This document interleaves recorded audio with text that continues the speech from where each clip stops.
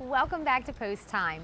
This Thursday, September 20th, is the 67th edition of the Little Brown Jug.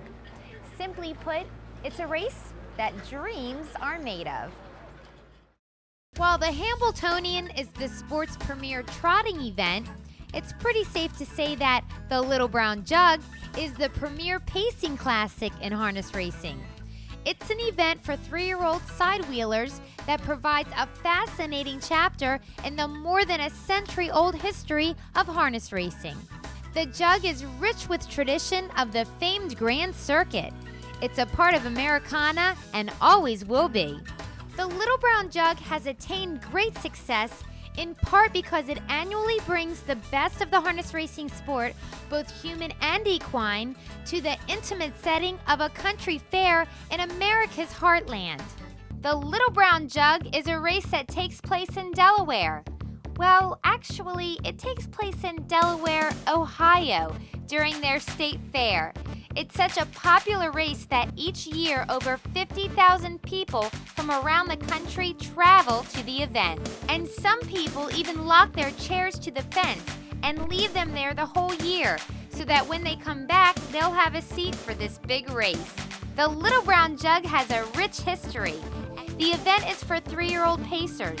Adios Harry, Adios Butler, Brett Hanover, Niatraz, and Beach Towel are just a few champions who've had their names etched in the Little Brown Jug record books.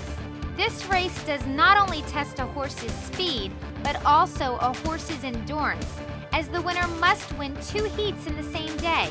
And anyone who makes it to the winner's circle, whether it be an owner, trainer, groom, or driver, they'll all tell you there's nothing like winning the Jug. I think it's just the greatest race in harness racing as far as I'm concerned. You don't get this kind of crowd at any other harness race in the United States or Canada. You know, to me, this is it. I've been here, coming maybe about 4 or 5 years in a row now, and, I've always dreamed of being here since I was a little kid. I got all the tapes at home of all the, almost every jug that was taped. So, to me, it's just, like I said, it's just like heaven. Vic Kirby is here to discuss a little bit about the Little Brown Jug, and this is not just a race, Victor. As harness racing fans and lovers, this is like an event. You probably watch it every year, right? Oh yeah, whenever we have time, everybody in the industry loves watching a race like that. Now, have you ever been to the Jug? No, I haven't, embarrassingly to say. I think that you should just go to the Jug after you've won like 4 races on Governor's Day at the Delaware State Fair. Oh, you did that this year. We're still, Vic Kirby fans across the country are still really basking in the glory of that day. We were so happy for you. In the past, now we gotta move on. Okay, well, it's on your bucket list, right? Going Yes. to the Jug. Yes. All right, it's a great day of harness racing and a big party and just so much fun. Now, everyone has a favorite jug, right? All right, now, we don't want to give away who the winner is, but tell me a little bit about your favorite jug. I'd have to say my favorite Little Brown Jug was probably 1993. That's going back in time. I was still in school, was pretty much strictly just a fan of the game, other than grooming and working around. I wasn't driving yet. In that race, there was a horse named Riyadh that Jimmy Morrill Jr. drove, and I was a big fan of his, just liked watching him in all the races. He was a top 3-year-old that year. And another horse, Life Sign, who John Campbell was driving at the time, who was and still is my idol in this game. And it turned out to be a pretty exciting race. Okay, now what we're going to do is show the whole field of the race, and it's a stellar field, so let's take a look. A group of spectacular sophomore pacing colts go behind the gate in this classic stakes event. Let's send it up to Hall of Fame announcer, Roger Houston.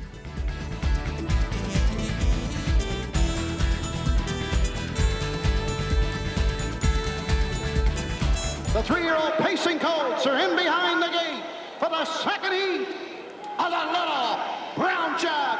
And here they come.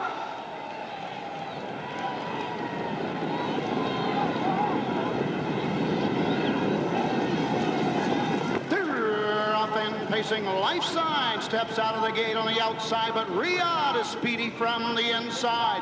Presidential Ball racing third. Ready to Rumble is fourth. Racing fifth to the backside. Native Born racing sixth. The end of the turn. Captain Fantastic. Riyadh has won the early battle. He leads by a length and a quarter. Presidential Ball second. Opening panel in 27 seconds. The end of the turn. Riyadh leads. Presidential Ball second. Racing third. Ready to Rumble. Backing off now, fourth to the rail, Life Sign. Pacing fifth as they race around the turn. Captain Fantastic. As they race into the lane, the leader is Riyadh. Life Signs first over on the outside from fourth. He's now third and moving up as Riyadh takes him to the half. 56 seconds. Second quarter in 29. Presidential Ball's in the two-hole trip. Racing next is Ready to Rumble.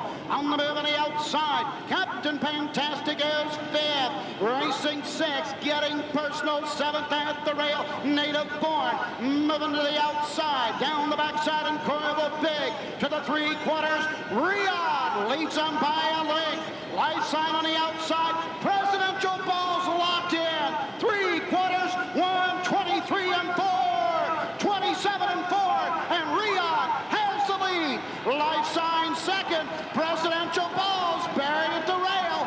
Ready to Rumble is fourth. Eighth of a mile to go. Riyadh with the lead. Life Sign. Presidential Ball. Life Sign's coming on. Riyadh. Life Sign on the outside. Life Sign. I was a little bummed because I was rooting for Riyadh, but what a performance by Life Sign. Yes, it was. And as usual, the master John Campbell came through, but it was an unbelievable performance by the horse Life Sign. And if you pay attention, Roger Houston's call just gives you cold chills when you listen to it. The way he called the race and the way he called Life Sign down the stretch. Yeah, he's not in the Hall of Fame for nothing, right, Roger Houston? And him and John Campbell, don't forget that. That's right. No, I haven't. Oh, and that reminds me, like, you know, love you being on post time and everything, but like we kind of have John Campbell waiting in the wings with Roger Houston to do the interview for the 1993 Jug. So even though we adore you. Understandable. Yeah, okay. But thanks for being on the show, Victor. Thank you, Heather. And sharing that great memory. And get out to the Jug. All right. Okay. All right. I love when they're so agreeable. John Campbell, you seem like you were a bit thrilled to win the Jug today. If you don't get thrilled about this, you don't get thrilled about harness racing. This is as good as it gets. The ring is already on. Yeah, I think I'll wear it tonight. Folks, I'm telling you, here's the guy that's won more races than anybody else in the sport, and he is shaking like a leaf. I mean, you're really emotional in this. Well, it's a great feeling. You know, it's just an awesome performance. It wasn't a great drive, but it was a great horse. He just overcame a tough trip, and it's phenomenal. He's the star of the show. John Campbell, my hero. Isn't he two words? Awesome. Yeah. Well, if you want to watch the Little Brown Jug this year, you do not have to go to Ohio. Just come out to Harrington Raceway because you can watch it via simulcast at Murphy's. Enjoy a day of great simulcast action from the Little Brown Jug on September 20th. The post time for that racing card in Ohio is at 11 a.m. The Little Brown Jug eliminations won't start until later in the afternoon. But from the first race until the last race, there are superstars galore gracing the half-mile oval. So come out for the entire program from Delaware, Ohio, grab some lunch, and then stay for the live racing card from Harrington that night. Thank you so much for spending the past half hour with me. Before you head out of here, we'll check out the Harrington Raceway live schedule, plus information about the Quillen Memorial. 4 nights a week, that's Monday through Thursday, you can get up close and personal to your favorite standardbred stars, and each night the post time's at 5:30 p.m. And tomorrow night, that's Monday, September 17th, Harrington Raceway hosts their signature event, the Bobby Quillen Memorial. It's a race for some of the best older pacing horses in the entire country, with a purse of $216,500. Also on Quillen Memorial Night, come on out to Harrington for our annual t-shirt giveaway. They are beautiful shirts and they're collectibles.